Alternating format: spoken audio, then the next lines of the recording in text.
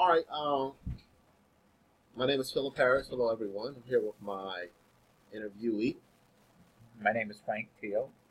and this is my uncle, Ray, the man who raised me.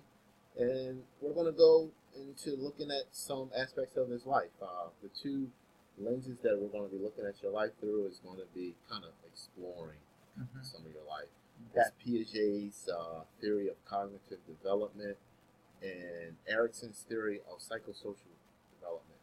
With Piaget's theory, it's pretty much to determine cognitive development growing up from a baby into early adolescence. So, were there any issues with school and learning or anything like that? well, as I was growing up, my parents was pretty strictly about school. They really wanted us to go and finish school, and I noticed that my mom and my pop they worked pretty hard at it too. So at an early age, even though I was in school, my father got me a job as a shoe shine boy in Downingtown, a place called Downingtown Farmers Market, where I made a little money so I could have to buy my own clothes and mainly buy my own lunch and stuff there. Because back in them days, it was pretty rough. We had to live by day, And what check days by were check. those? What year are we talking about? We're talking about, I say in the 60s. Okay, In the 60s. 60s up on to the 70s. Let's go into stage five of Erickson's theory of psychosocial development. That's age 10 through 19. So, Yeah. so how old were you when you started that job as a student? Shoe shine boy, I was around 11 or 12. Around 11. Yeah, around 11. And it was pretty good money. Oh, yeah, yeah. For back then, we only charge a quarter. Uh huh. But back then, people gave us pretty good tips and stuff like that. And I had my own customers, my own dear customers that treated me very well because they said I was pretty good. So they treated me pretty well. So yeah, I made pretty good money back Okay. then. Back then it was pretty good. Yes, You yes. probably buy a steak for like 25 cents or something. Right, right. Yeah. Yeah, right, right. So in between that age of identifying who you are at 10 through 19, what are some of the things that you were doing in school and out of school? Oh, in school, like I was really a sports fanatic. I love sports, and I know for me to play sports, I had to kind of keep my grades up. Cause if I didn't keep my grades up, my father wouldn't let me play sports. So that way, I kind of kept my grades so wasn't great, but I kept it good enough so I can continue to play ball, which I love to do. Okay. And my friends also was they was okay. Few of them stayed and got in a little trouble, but I tried to prevent that. And as far as so sports, you identify with like athletes, and so that's right. Yes. And when we're talking about this, it's kind of like exploring the roles. What you wanted to be when you grew up? And from my understanding, you were quite good at baseball. Yeah, Correct? that was my major thing back then, baseball. I love baseball, and then my father at an early age, he so got got a semi-pro team started. Well, we used to go from city to city to play ball on the weekends when I wasn't in school. So we'd go Maryland, Baltimore.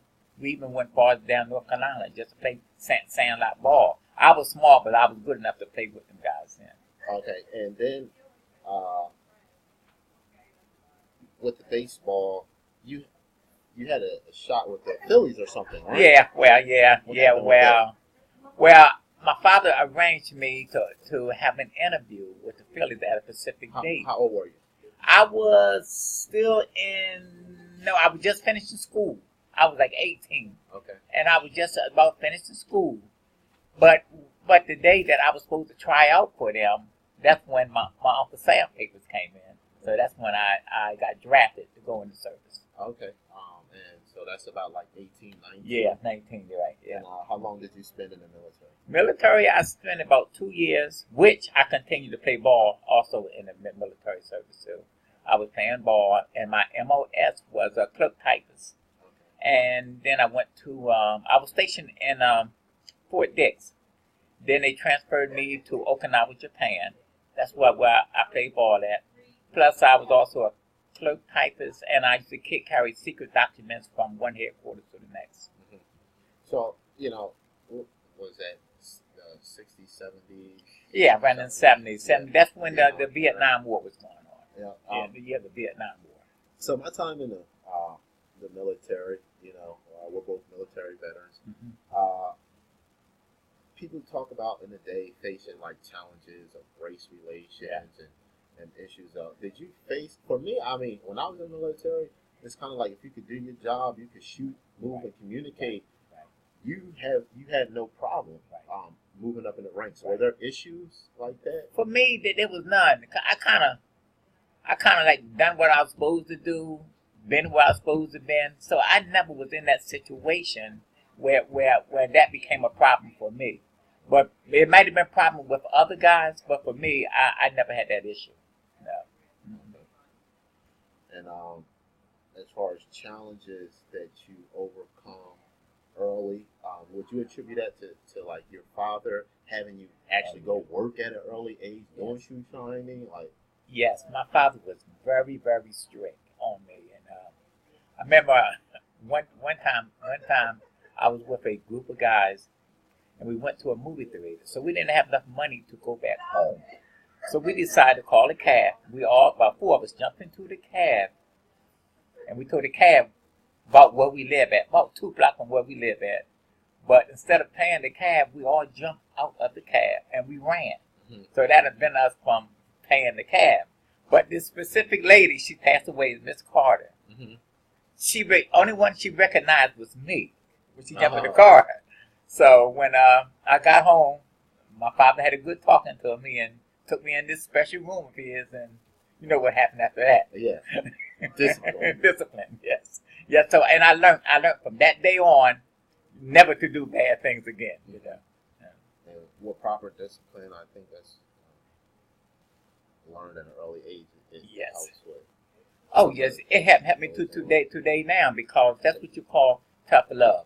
Because I remember my parents always stating that son, the only reason why I'm beating you like this is because I love you. Because I love you, you know. But now I think back, I think ahead. That steered me into the right direction, and I want to thank my dad for that today. You know, because he led me into the right direction. All right, so we got a little familiar about what's happening at 10 through 19. Just to recap, you started out working with your dad earlier. Yes. Yeah. Shoe shining. Right. Really into sports. Right. So you, even with sports, you have to have discipline. Yes. And then playing at the level that you were playing at, it takes extreme discipline. Right. Going into the military, being successful as you were in the military, and as far as those successes adding up, and let's move into kind of like adulthood. So, and we're going to look at its generativity versus stagnation. This is another component or stage in Erikson's theory of psychosocial development. It's adults are involved in investing in their work, families, communities, and future generations. They begin to look past their own lives and towards the well-being of others. And I can say, when we're talking about the well-being of others, the investment that you made in myself, you know what I mean, and then in your children and your wife. Let's talk about that. Let's talk about work. Okay. Well, first, when I first came out of service, that's when I met my wife, Patricia. So we dated for a couple of years, then we decided to get married. So I know things were kind of hard then. So I went out into the world, to the job market. So my first job was I was at the Holiday Inn. I worked there a few years, about 4 or 5 years. I worked down there as a houseman. So we made half decent money, just enough to get by. So then I furthered my skills is when I went to AGC Chemicals. Where I lasted for like 37 years there. That's when I settled down, bought a home, raised my nephew, helped to raise my nephew to a fine young man he is today, which I'm so very proud of. So in the marketplace, I had no issues going back and forth to work, because that came from my childhood at an early age when my father sent me out to work. Mm-hmm. So I had no problem doing that. And as far as like working, and I know you got me into, I'm a little heavy right now, but this was a man who got me into athletics and, well, actually working out in the gym. Mm-hmm. Yeah. And because you were concerned about, my health and Right. my well-being. Right. Right. And I think that investment paid well as far as discipline, um, worrying about or thinking about my health, and I do that daily. Right. Yes, definitely. Even though I'm a little bit out of shape. Get back in there. Yeah. We could do this. Yeah. All right. Also, you're a Jehovah's Witness, right? Yes. Yes. All right. Talk about some of the things that you do in the community. Well, for my religion, we have to go out from door to door, and we preach. We preach the good news to everybody that's want to listen, because in our theory, what we believe in that Jehovah is just one God. Jesus is His Son, and His Holy Spirit is His active force. So we go around preaching the good news, and it don't come from us. We tell them right straight from the Bible. We let them read the word and see what they say. And what drives you to do that?